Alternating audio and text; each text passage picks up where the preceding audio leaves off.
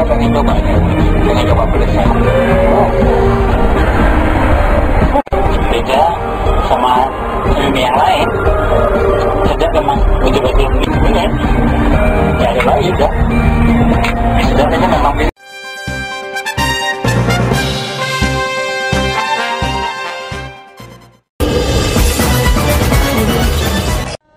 pelatihan syariah ini tentunya untuk peningkatan kualitas rekan-rekan notaris ya di bidang syariah.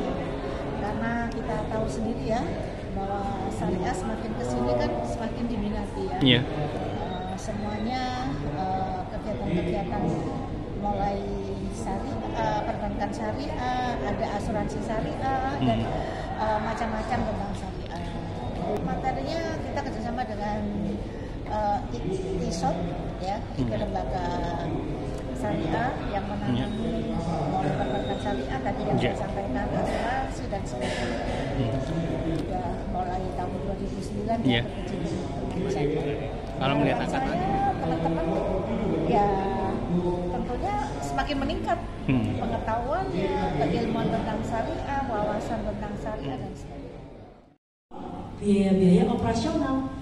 Biaya-biaya operasional itu apa saja Bapak Ibu sekalian? Contoh gaji karyawan, biaya listrik, biaya air, sewa kantor, ya. Jadi seperti itu Bapak Ibu sekalian. Jadi berdasarkan Fatwa DSN MUI nomor 15 tahun 2000 bahwasanya kita harus menerapkan untuk bagi hasil itu menerapkan net revenue sharing. Ikatan Notaris Indonesia Pengwil Jawa Timur kerja bareng Ihtisat Consulting Indonesia gelar pelatihan, workshop nasional dan sertifikasi kompetensi perbankan syariah level 1. Surabaya.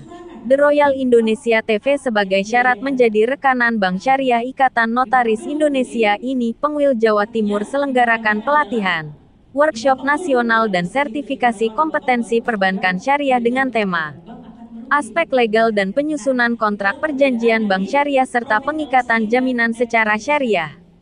Tanggal 19 September tahun 2024 di Diandra Convention Center Surabaya.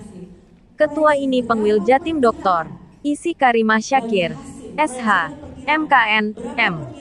Saat ditemui wartawan Royal TV usai memberikan sambutan mengungkapkan, pelatihan syariah ini untuk meningkatkan kualitas rekan notaris di bidang keilmuan perbankan syariah, ungkap Isi Karimah Syakir. Lebih lanjut Isi berharap, pelatihan ini bisa semakin meningkat pengetahuannya, keilmuannya dan wawasan di bidang syariah.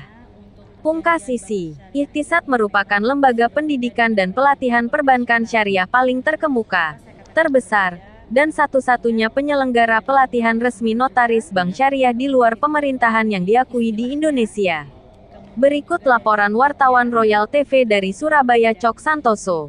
Untuk perjanjian bank konven itu sebatas semua perjanjian kredit, tetapi di bank syariah itu disesuaikan dengan bentuk objeknya. Apakah itu jual beli, apakah itu sewa menyewa, jasa, atau bagi hasil. Seperti itu Bapak sekilas tentang perjanjian yang ada di bank konven maupun di bank syariah. Kalau bank syariah yang membedakan di sini, katakanlah contoh ketika ada transaksi bermasalah atau ada seorang nasabah ingin melunasi dipercepat, ada perusahaan dipercepat. Nah, nanti jika terjadi perusahaan dipercepat, seorang nasabah itu jika itu di bank konven, maka itu dikenakan penalti. Nah, tetapi jika di bank syariah, itu gimana itu? Jadi ketika terjadi sengketa, jika itu akadnya perjanjian yang ada di bank konven, maka diselesaikan di pengadilan negeri. Tetapi jika itu akadnya di bank syariah, maka diselesaikan di pengadilan agama.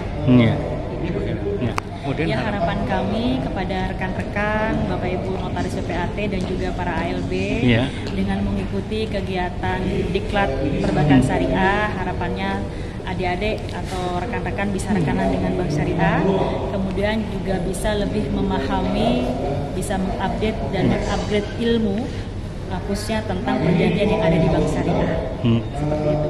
Baik, terima kasih Ibu. Sama-sama. Syariah, Ihtisat, Pengwil Jatim. Tepuk tangan buat kita semuanya. Agak lama. bisa ditindak oleh polisi ekonomi. Polisi ekonomi namanya wilayah hisbah. Wilayah hisbah itu adalah polisi ekonomi yang menerapkan keadilan di dalam harga-harga. Makanya di daerah tertentu ada namanya pasar-pasar syariah supaya kiloan, meteran anti bunga. Tapi itu juga makna akronim dari sebuah organisasi besar yang tempat belajar kita. Kami jujur mengakui ada 2 orang tim kita yang belajar ke Texas sebelum tahun 92, sebelum lahirnya Bank Muamalat itu ke Lariba. Dan saya dapat buku pertama tentang Bank Islam, Bank Syariah ini adalah dari Lariba. Cek saja di internet, Lariba, Los Angeles, LA itu Los Angeles. RIBA itu Relevant Investment Bankers Association. Jadi dia dari bankir asosiasi bank syariah di Amerika yang pada mulanya memberikan pembiayaan properti ya kepada 2/3 negara bagian di Amerika.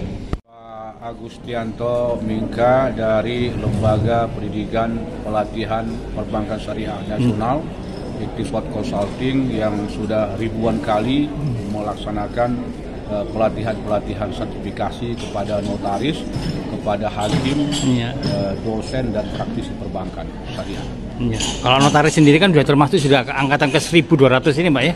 Ya, ini keseluruhannya 1.243 yang diharapkan dengan adanya pelatihan-pelatihan ini kompetensi notaris bisa lebih meningkat secara signifikan dan standar untuk menjadi rekanan perbankan syariah. Perbankan syariah di Indonesia sebagaimana kita ketahui mengalami perkembangan yang cukup pesat. Ya, baru beberapa tahun 100 triliun, tapi sekarang sudah 915 triliun. Dan ini tentu membutuhkan lebih dari 5.000 notaris se-Indonesia ini untuk menjadi rekanan bank syariah, untuk menangani perjanjian-perjanjian pembiayaannya bersama peningkatan jaminannya. Nah, karena itu perlu peningkatan kompetensi dan forum belajar terus-menerus yang kita galakkan untuk memberikan pencerahan, memberikan pembekalan dan kompetensi kepada notaris-notaris yang sedang menjadi rekanan bank syariah ataupun yang akan menjadi rekanan perbankan syariah di seluruh Indonesia. Perbankan syariah dengan perbankan konvensional memiliki perbedaan yang jauh apabila kita lihat dari teori dan praktek-praktek dan dampak-dampaknya. Kalau perbankan konvensional itu kan berbasiskan kepada bunga, ya, tanpa berbasiskan kepada sektor real. Kalau perjanjian-perjanjian syariah ini wajib dan harus berbasiskan kepada sektor real seperti perjanjian jual beli murabahah, jadi ada objek barang jual belinya atau usaha bagi hasil, tentu berbasiskan bagi hasil.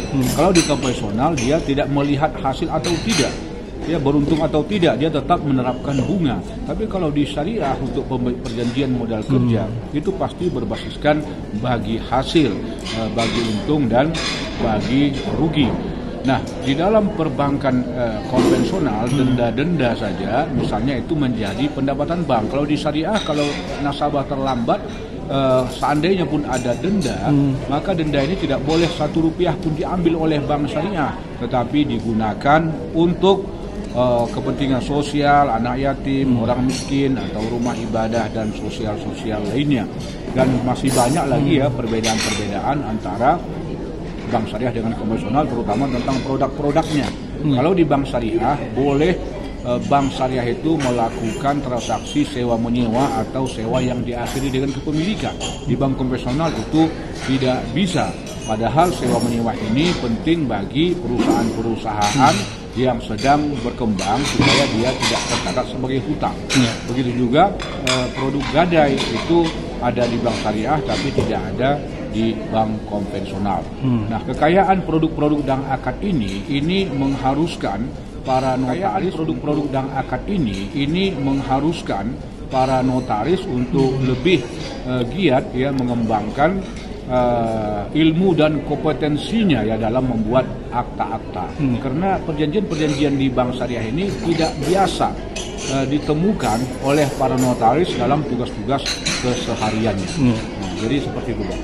Ya, harapan saya kepada seluruh notaris di Indonesia ini supaya bisa memahami dengan baik konsep perbankan syariah dan perbedaannya dengan konvensional, dan wabil khusus lebih utama lagi adalah mampu untuk membuat segala macam bentuk-bentuk perjanjian perbankan syariah yang demikian kompleks dibanding bank konvensional yang sangat sederhana, yaitu perjanjian kredit biasa, ya, walaupun dia untuk bekerja. Tetapi kalau di syariah variasinya ini cukup banyak, ya. Ada berdasarkan undang-undang bisa ada lebih 20-an, ya, akad-akad perjanjian utama yang ada di perbankan syariah, seperti murabahah, perjanjian istisna, salam, musyarakah, kemudian mudharabah, kemudian musyarakah mutanaqisah, ada ijarah mutabit tamlik, ijarah musuh zimah, ada kafalah, ada wakalah, ada hawalah, ada rahan, ada qad, dan masih banyak lagi turunan-turunan ayat itu, turunan akad itu yang bisa dijadikan sebagai akad-akad perjanjian di perbankan syariah berdasarkan kebutuhan-kebutuhan nasabah yang cukup berkembang saat ini. Baik, terima kasih Bro. Bahwa maisir, goror, haram, riba, batil dan maksiat. Oke, next, lanjut. Saya nggak ada pointer ya, kalau saya pointer enak saya. Maisir, oke, ini maisir dah ya, mungkin Prof sudah menjelaskan tentang maisir, goror. Jadi maisir itu judi, kemudian goror itu kurang jelas, haram itu haram, riba. Oke, lanjut. Ini saya sedikit-sedikit ya. Ini maisir, goror, oke, haram. Jadi kalau haram itu ada haram zatnya dan ada haram selain zatnya. Oke, lanjut. Riba. Jadi ini ada pengertian riba yang harus dipegang betul secara mudah saja. Kenapa itu riba? Apa itu riba? Riba itu adalah tambahan ziyadah. Jadi tambahan yang tidak dibenarkan secara syariah. Karena apa? Ini penting Bapak Ibu ya. Karena nanti kalau ini tidak kepegang, maka kita akan menganggap bank syariah itu sama dengan bank konvensional. Ini harus dipegang dulu. Jadi tambahan apa yang tidak dibenarkan secara syariah? Itu termasuk riba.